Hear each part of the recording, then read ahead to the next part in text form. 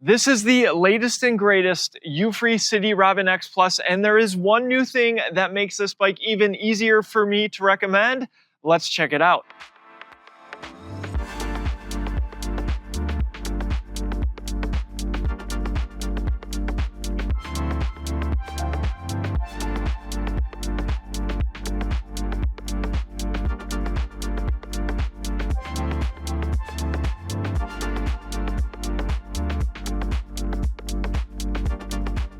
It shouldn't be surprising to you that I talk to a lot of people about electric bikes, recommending electric bikes to friends and family members.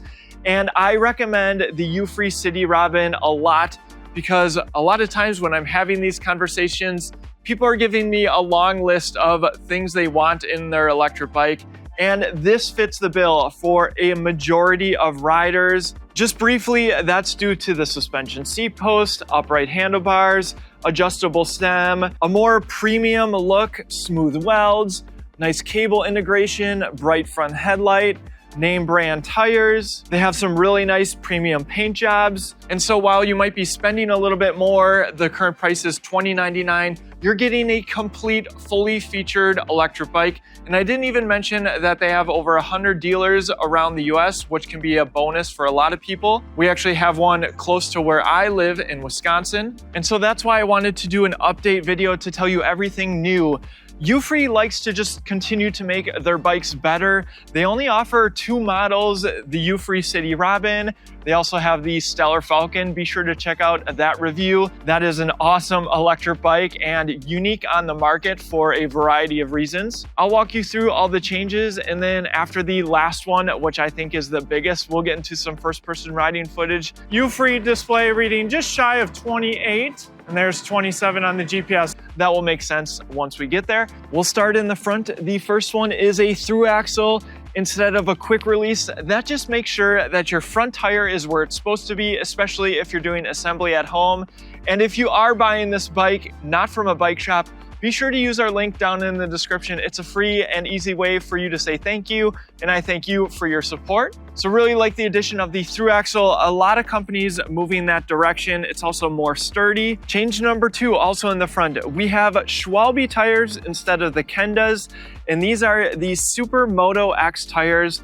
Street tread. The old Kenda tires were fine, but going with Schwalbe is a much more name brand, and these are a higher quality tire. And with the introduction of the Stellar Falcon, it makes sense for this to go more city oriented because the Stellar Falcon is going to be your more capable for off-road. So no more hybrid tires. Now we have Schwalbe's. Change number 3 is a smaller one. They've moved to Shimano for the drivetrain instead of Micro Shift. This is a Shimano Ultra-Derailleur, perfect for recreational riders, and we find it on so many electric bikes, so not a significant difference, but wanted to call it out. I mentioned Euphree likes to include a lot with their electric bikes. They include a cafe lock. This is a slightly different one.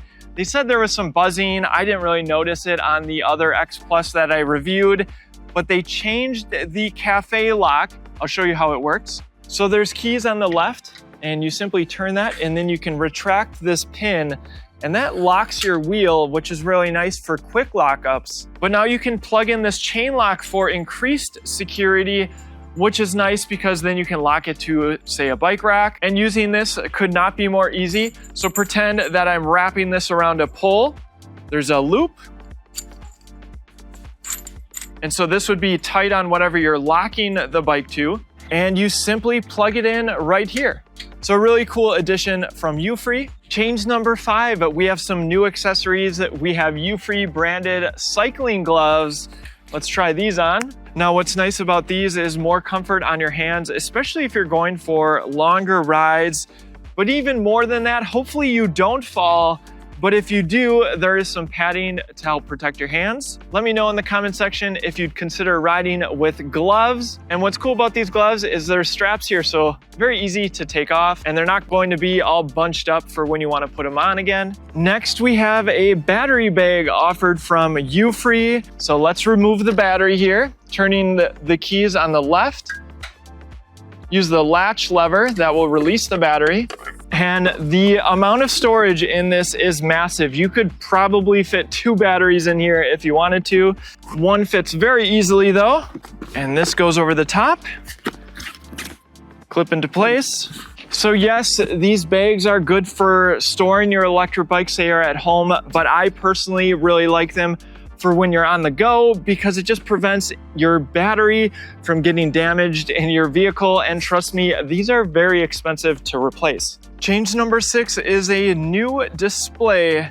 Still on the left side, Euphree on boot up. Now I know what you're thinking, a new LCD display, that's not super interesting, but check this out. Change number 7, holding pedal assist up and down at the same time. We'll go into display setting and we'll go into drive mode, and look, cadence versus torque. Yes, this bike can change between a cadence sensor or torque sensor. No more deciding whether you want a torque sensor electric bike or a cadence sensor electric bike. They are completely different riding styles, and that is one of the big things that makes this bike even easier for me to recommend. But don't worry if you're not familiar with the differences between these two sensors, because we're going to get into some first-person riding footage and I'm going to switch between them both.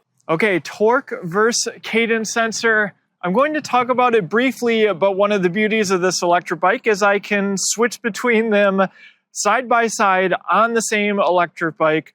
So you're going to have a good idea of what the experience is on the Euphree City Robin X Plus. So a cadence sensor, think of it as an on-off switch. As long as my legs are spinning, no matter how much pressure I'm putting in, I'm going to get power from the motor.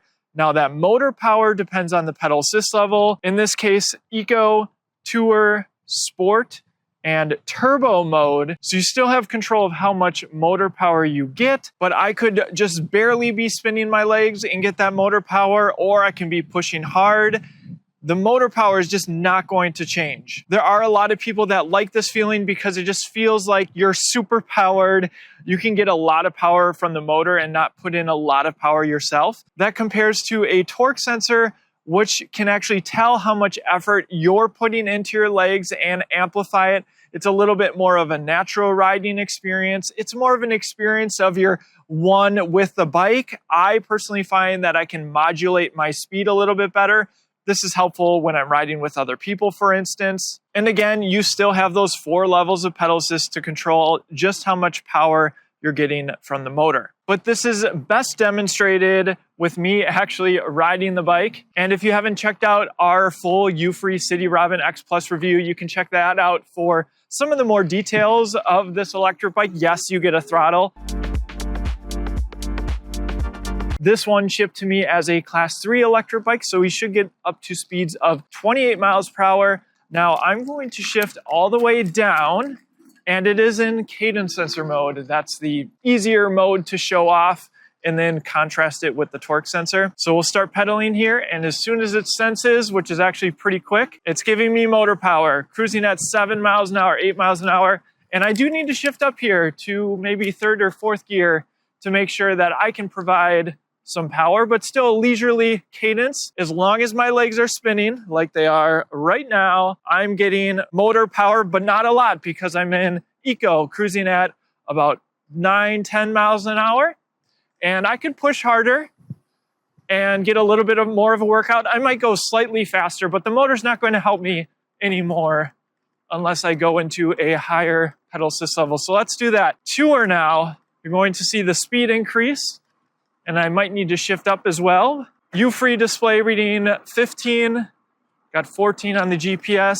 So it looks like 14 miles an hour, still in 4th gear. Let's go up into Sport. All right, felt a pretty significant boost there. I need to shift up to 5th, maybe even 6th gear, and we are hitting 20 miles per hour, 21. So getting past those class 2 speeds, you can change the top speed of this electric bike, which is nice. I'm putting in human power, but if I wanted to, I could pretty much stop and just spin my legs.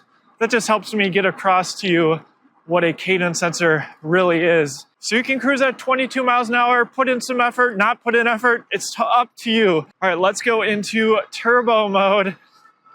And I can hear the motor now even more. I'm going to shift up to 7th gear, gearing really good. We are cruising at 25 miles an hour, 26, 27, Euphree display reading slightly more at 28. So that is the cadence sensor. 4 levels of pedal assist. As long as you're spinning your legs, you get power from the motor, either a little or a lot. All right, now switching to the torque sensor, holding pedal assist up and down, going to display setting, and yes, you can turn throttle on and off, but let's go into drive mode, torque sensor, and we'll get out of this. All right, eco, pedal assist, and first gear. We'll start from a stop, and I instantly feel the motor kick in, pretty sensitive. Now, what I've been noticing on this bike with the torque sensor is that it's a little bit more noticeable in the higher pedal assist levels. I think that's because they're doing some speed limiting, as we'll see here in a second. So let's shift up to third gear here. So nice leisurely cadence, just spinning my legs, and we're still cruising at basically the same speed we saw on the cadence sensor, around 10 miles an hour. And if I put in more power, I actually don't feel more motor power. Again, I think that's because they have the max speed set around 10 miles an hour or so. In eco, let's go into tour, cruising at 12 miles an hour, an amount of effort that a lot of people could provide. And if I put in a little bit more power, I did feel the motor a little bit, but again, I still think I'm stopping because of that top speed around 14 miles an hour or so. But now watch what happens when I go into sport. All right, here we are in sport. Let's shift up to fourth gear. And I can already feel the motor wanting to give me more power. So cruising at 14 miles an hour, nice and easy. And more power from my legs equals more power from the motor. 18, 20 miles an hour. Let's shift up to fifth gear. And this is still an amount of power that I could provide for a long time. So I can cruise at 20 miles per hour. Let's go into turbo. I'll shift up to 6th, maybe even 7th gear here. And compared to other torque sensor electric bikes, this is easier to get more power out of the motor.